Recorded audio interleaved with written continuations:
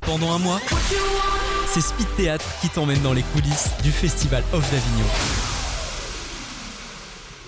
Salut Speed Radio, on se retrouve une nouvelle fois dans le cadre du Festival d'Avignon, cette fois-ci avec Tony Mastropietro, le comédien qui va nous présenter sa pièce Une lune de sang dans un ciel de cendres, qu'il joue tous les jours du 7 au 30 juillet, sauf les mardis, à 15h au théâtre de la Tache d'encre. Ça va Tony ? Ouais, ça va super. Ça Bonjour va à super. Bon alors on commence petit à petit à rentrer dans ce festival, quand même 5e jour, premier week-end est passé, comment ça commence pour toi ce festival ? Bon, plutôt pas mal. Bon, effectivement, il y a un week-end important qui s'annonce. Bon, j'espère que le public sera au rendez-vous, évidemment, après 2 années difficiles. Mais bon, ça a bien démarré, néanmoins. Voilà, on a eu du monde sur la première partie. Bon, on va voir ce que ça donne à partir de ce soir, cet après-midi. Voilà. D'accord, bon, vous espère en tout cas que du monde. Une lune de sang dans un ciel de cendres. Est-ce que vous pouvez nous développer un peu le sujet de cette pièce ? Ouais, Qu'est-ce que ça raconte ? Alors c'est un véritable thriller qui a été imaginé par Louis Caron. Voilà. Bon, personnellement, j'ai été touché par ce texte parce que sur la première partie de l'histoire, on parle d'immigration italienne. Et je viens de ce milieu-là. Donc ça m'a un petit peu bouleversé. Alors c'est l'histoire d'Étienne Ferrari. Étienne Ferrari, donc issu de cette immigration, qui va atteindre des sommets professionnellement. Voilà, poussé par ses parents, qui viennent de l'extrême pauvreté, la Calabre, le sud de l'Italie, région très pauvre.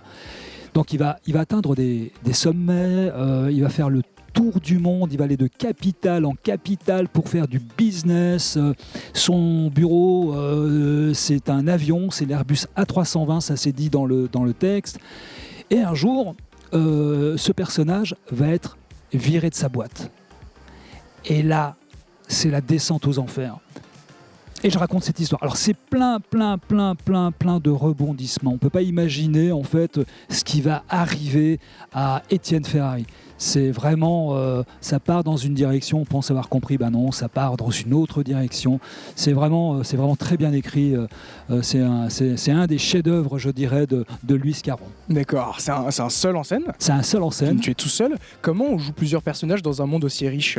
Bah déjà, j'ai été très inspiré parce qu'en fait, je joue mon père avec son accent italien, je joue ma mère avec son accent italien, je joue il y a une scène où ce sont des mamas italiennes qui s'interpellent d'une fenêtre à l'autre. Moi, je l'ai vécu ça dans mon enfance.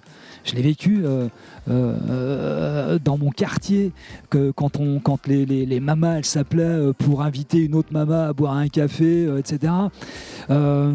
Je deviens à un moment donné mon patron, un copain de mon quartier, mon beau-père. Voilà. Bon, en fait, c'est ce que j'ai vécu qui nourrit en fait mes interprétations et mes personnages. D'accord, donc vous vous sentez proche de ce personnage d'Étienne Ferrari, que vous voyez en lui.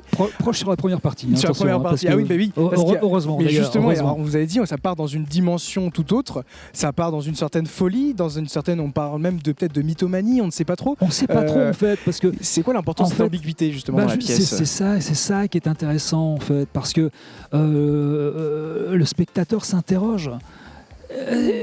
Bon, il raconte son histoire à Jack, donc il faut voir la pièce pour comprendre qui est Jack. Mais est-ce qu'il n'est pas mytho, le gars ? Est-ce qu'il se la joue pas ? Est-ce qu'il se la raconte pas ? Parce que c'est vraiment, ce qu'il raconte est absolument incroyable. Est-ce que c'est la vérité ? Est-ce qu'il n'a pas inventé tout ça ? On ne sait pas. C'est le spectateur qui se fera sa propre idée en fait. Voilà. Il y a des spectateurs qui sortent de la salle et qui me disent on a été renvoyé dans un des derniers films de Martin Scorsese, Shutter Island. Moi, personnellement, j'ai pas fait le rapprochement avec ce film-là, mais effectivement, et pourquoi pas. Par contre, sans vouloir trop spoiler, j'ai été très inspiré du film de Milos Forman, Vol au-dessus d'un nid de coucou, pour créer l'atmosphère et le personnage.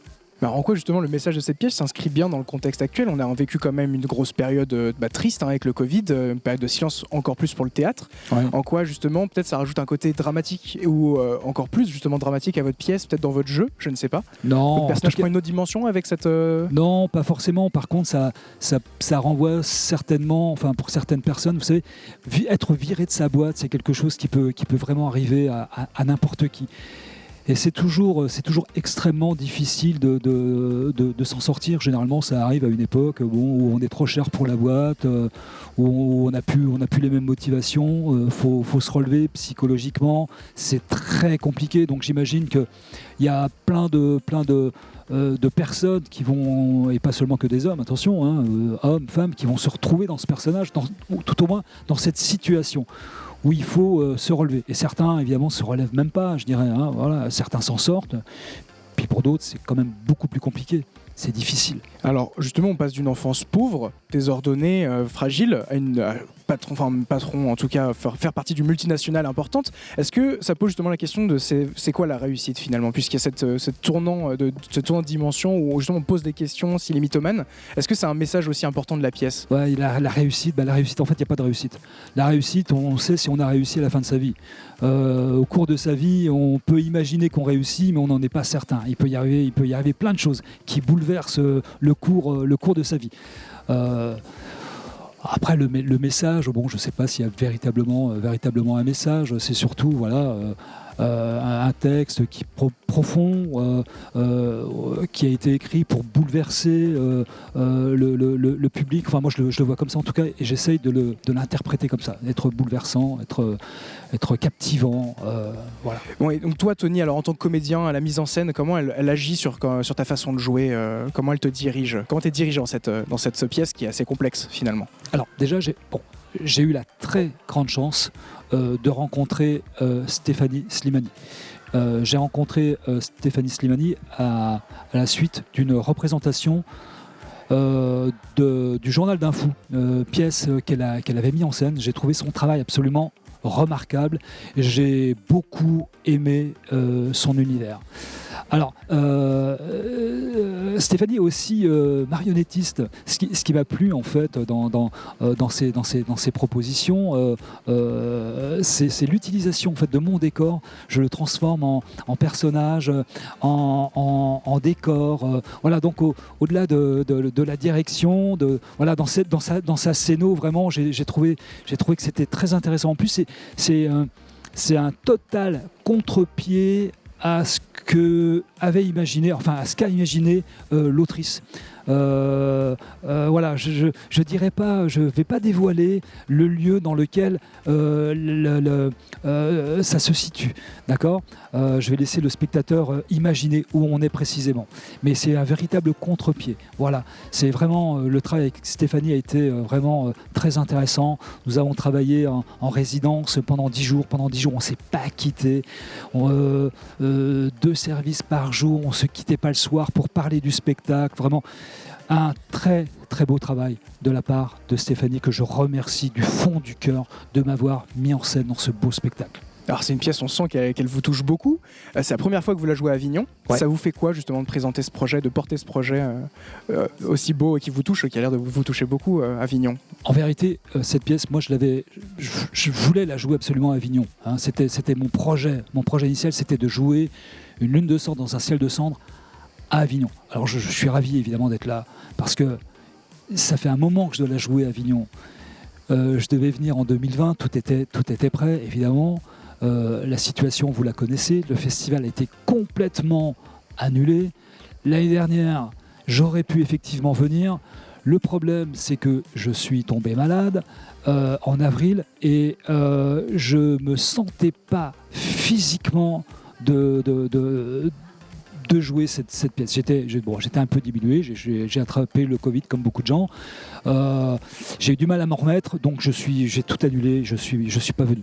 Et aujourd'hui, c'est vraiment une grande joie d'être là. C'est énorme pour moi, énorme. Enfin, surtout, super, on le ressent beaucoup en tout cas dans vos mots. Est-ce que vous avez une phrase ou 3 mots, allez, 3 mots pour donner envie à nos auditeurs de venir voir votre pièce? Venez être bouleversés, venez être émus. On voit des thrillers au cinéma. On lit des thrillers, on lit des romans. On va voir peu de thrillers au théâtre. Eh bien, il y en a. Et il y a Une lune de sang dans un ciel de cendres. Venez découvrir ce texte. Venez découvrir mon interprétation. Que les gens n'hésitent pas à aller voir ce qu'on dit de moi dans les réseaux sociaux, sur Billard Éduc. Vraiment. Aujourd'hui, la pièce a un beau succès, j'en suis vraiment ravi. Merci beaucoup, Tony. Je rappelle, Une lune de sang dans un ciel de cendres, du 7 au 30 juillet, sauf les mardis, à 15h au Théâtre de la Tache d'encre. Merci beaucoup. Merci à vous deux. Bon Merci festival. beaucoup. Merci. Du mix et du théâtre, c'est Speed Radio. Découvrez toutes les émissions et podcasts sur le www.speed-radio.com.